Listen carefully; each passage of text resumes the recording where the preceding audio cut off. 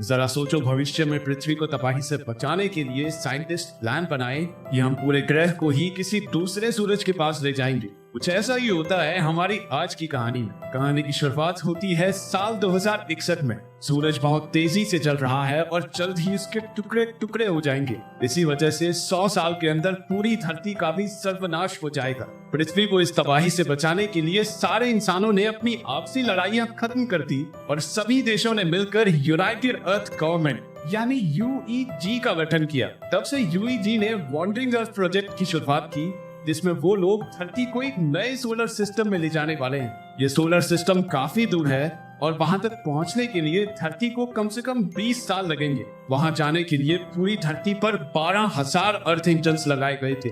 ल्यू नाम का एक चाइनीज एस्ट्रोनॉट धरती के नए रास्ते की निगरानी कर रहा था। काम खत्म करके ल्यू अपने नए मिशन के लिए इंटरनेशनल स्पेस स्टेशन की ओर निकल गया। उसका बेटा क्यूई और बेटी हान धरती पर ही थे। ल्यू का मिशन था पृथ्वी को सही तरीके से नए रास्ते पर बनाए रखना। कई साल बीत गए और अब तक करोड़ों लोग प्राकृतिक आपदाओं में मारे जा चुके हैं। अब धरती का घूमना बंद हो गया था, जिसकी वजह से सुनामियों ने तबाही मचा रखी थी। और तो और सूरज से दूर होने की वजह से धरती की सतह पूरी तरह बर्फ में जम चुकी थी। इसी वजह से बचे हुए इंसान धरती के नीचे बने शहरों में रह रहे थे। 17 साल बाद 2078 में ल्यू और उसके कलीग स्पेस स्टेशन में अपना काम खत्म करके धरती पर लौटने की तैयारी में थे। उसका बेटा क्यूई अब नौजवान हो चुका है और हैवी टच ठीक करने का काम करता है, क्योंकि बाकी इंसानों की तरह वो भी धरती के नीचे बने शहरों में रहता है। इसलिए उसने कभी धरती के ऊपर का नजारा देखा ही नहीं था। वो बड़ी शिद्दत से बाहर जाना चाहता था, लेकिन मौजूदा हालातों में ऐसा मुमकिन नहीं।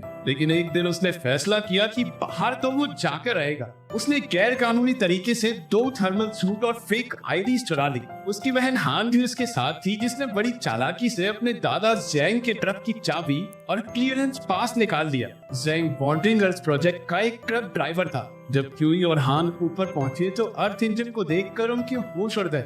इतना बड़ा इंजन उन्होंने आज तक नहीं देखा था और ऐसे ही 12,000 इंजन पूरी धरती पर मौजूद थे। वो दोनों अपने दादा के ट्रक में बैठ गए। क्यूई को ट्रक कुछ खास चलाना नहीं आता था, लेकिन थोड़ी देर चलाने के बाद उसे ट्रक का हिसाब आ गया। पर जल्द ही वो एक चेक पॉइंट पर पकड़े गए और उन्हें जेल में डाल दिया गया। उनके दादा जियान को ये पता चला तो वो उन्हें बचाने पहुंचा, लेकिन पुलिस वाले को रिश्वत ऑफर करने के लिए उसे भी पकड़कर जेल में डाल दिया गया। आज के दिन धरती जुपिटर के पास से निकलकर एक नए सोलर सिस्टम में जाने वाली थी। पृथ्वी जुपिटर की ग्रेविटी का इस्तेमाल करने वाली थी, लेकिन अचानक से जुपिटर की ग्रेविटी में गड़बड़ी होने लगी। इसी वजह से धरती पर भूकंपों से तबाही मच गई और कई सारे अर्थ इंजन भी बंद पड़ गए। जमीन के नीचे दबे बहुत से शहर तबाह हो गए।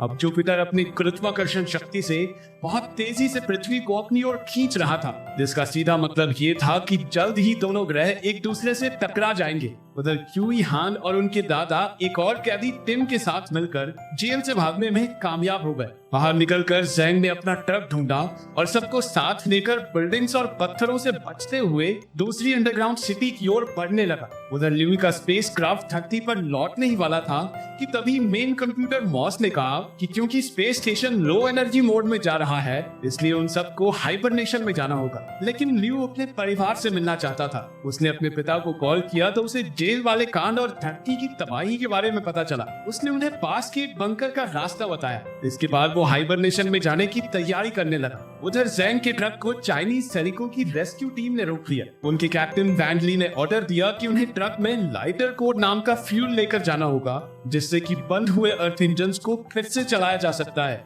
मजबूरी में ज़ैंग को मानना पड़ा। जल्द ही ल्यू को उसका पता चल गया और उसने कैप्टन वैन ली से कहा कि उसके परिवार को बंकर में जाने दे। लेकिन कैप्टन ने उसकी बात ना मानते हुए साफ सीधे तौर पर कहा कि मिशन पूरा होने के बाद ही वो उसके परिवार को जाने देगा। अब ज़ैंग के पास कोई चारा नहीं था तो उन्हें शंघाई ले गया। ये शहर अब पूरा का पूरा बर्फ में जम चुका था।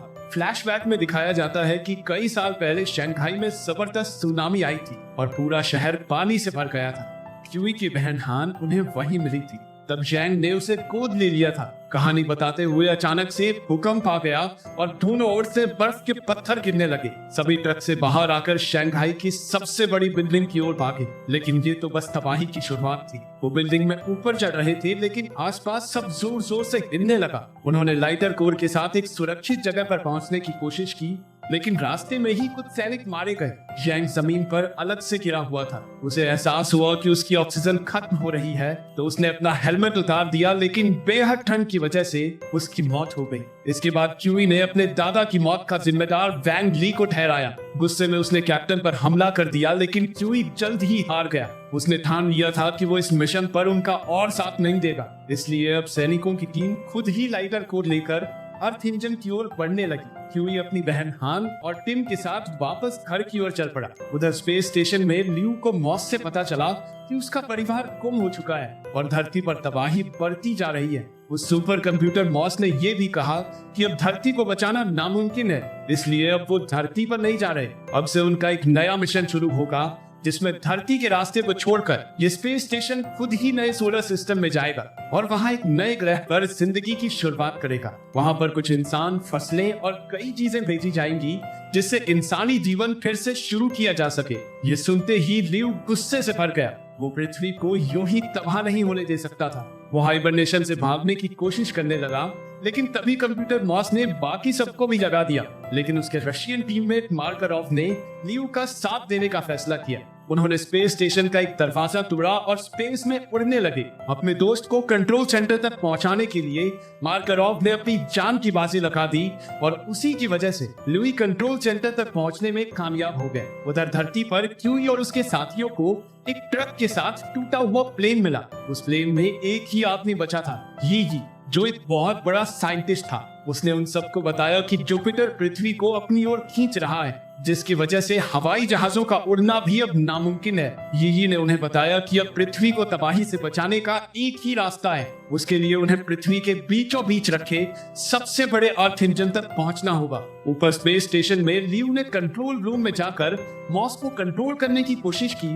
लेकिन मॉस ने कहा कि वो सिर्फ यूनाइटेड अर्थ गवर्नमेंट के ऑर्डर्स फॉलो कर रहा है। दूसरी ओर चाइनीज सैनिकों की टीम ने अपनी मंजिल पर पहुंचकर देखा कि पूरा शहर लावा से पिघलकर राख हो चुका था। वहां के अर्थ इंजन को बचाना अब नामुमकिन था। कुछ देर बाद एक और सैनिक की मौत हो गई। धीरे धीरे सबकी हिम्मत टूटने लगी थी। गुस्से और फ्रस्ट्रेशन में एक फौजी ने लाइटर कोर फ्यूल पर ही गोली चलाकर उसे तोड़ दिया, लेकिन तभी क्यूई अपने साथियों के साथ वहां पहुंच गया। उसने सैनिकों को सबसे बड़े अर्थ इंजन के बारे में बताया। कैप्टन वैंग ली को उसका ये आइडिया पसंद आया और वो सब मिलकर पृथ्वी के बीचों बीच रखे इंजन की ओर बढ़ने लगे। वहां पहुंचकर उन्हें पता चला कि बाकी टीम्स ने पहले ही इंजन को ठीक कर दिया है, लेकिन सभी इंजन की ताकत को मिलाकर भी पृथ्वी को जुपिटर से टकराने से रोकना मुश्किल हो रहा था। ऊपर स्पेस स्टेशन में सुपर कंप्यूटर मॉस ने ल्यू को बताया कि अब किसी भी तरीके से धरती को तबाह होने से नहीं बचाया जा सकता। मॉस ने पूरी धरती पर मैसेज भेज दिया कि सिर्फ 7 दिन में धरती जुपिटर से टकराकर नष्ट हो जाएगी। ये खबर सुनकर क्यू खुद को संभाल नहीं पाया। उसने कहा कि असल में उनके पास सिर्फ एक ही दिन बचा है, क्योंकि जुपिटर बहुत तेजी से धरती को अपनी ओर खींच रहा था। जब वो आसमान में जुपिटर को पास आते देख रहा था, तो अचानक उसके दिमाग में एक आइडिया आया। जुपिटर पृथ्वी से बहुत ज्यादा मात्रा में ऑक्सीजन खींच रहा था। अगर वहां आग लगा दी जाए तो जबरदस्त विस्फोट होगा, क्योंकि ऑक्सीजन में आग बहुत तेजी से फैलती है। इसी धमाके के असर से पृथ्वी को जोरदार झटका लगेगा और हमारा ग्रह जुपिटर से दूर हो जाएगा। क्यूई ने तुरंत अपना प्लान यी को बताया और जल्द ही दोनों ने मिलकर सबसे बड़े इंजन को हैक कर लिया। उसी इंजन की ताकत से जुपिटर तक आग पहुंचाई जा सकती थी। उन्होंने बड़ी मुश्किल से इंजन को प्रोग्राम किया, लेकिन आखिर में आग जलाने के लिए फायरिंग पिन को धक्का नहीं दे पाए। मदद के लिए कैप्टन वैंग ली ने पास के रेस्क्यू वर्कर्स को बुलाया, लेकिन किसी ने भी उसकी बात नहीं सुनी। तभी क्यूई की बहन हान ने स्पेस स्टेशन में इमरजेंसी कॉल लगाकर अपने पिता से मदद मांगी और उसे पूरा प्लान समझाया। लेकिन मॉस ने कहा कि बाकी साइंटिस्ट के पास भी पहले से ये आइडिया था और इसके कामयाब होने का कोई चांस नहीं है। फिर भी लियू ने यूईजी से परमिशन मांगी, लेकिन उन्होंने साफ इनकार कर दिया। आखिरकार हान ने बचे हुए रेस्क्यूअर्स को इमोशनल स्पीच देते हुए कहा कि वो सब मिलकर ही इंसानियत को तबाही से बचा सकते हैं। उसे सुनकर दुनिया भर के लोगों के दिल भर आए। कुछ ही पलों में हजारों रेस्क्यूअर्स वहां पहुंच गए और फायरिंग पिन को धकेलने लगे। आखिरकार कामयाबी क्यूई के हाथ लगी और अब प्रोग्राम लॉन्च करने के लिए सब कुछ तैयार था।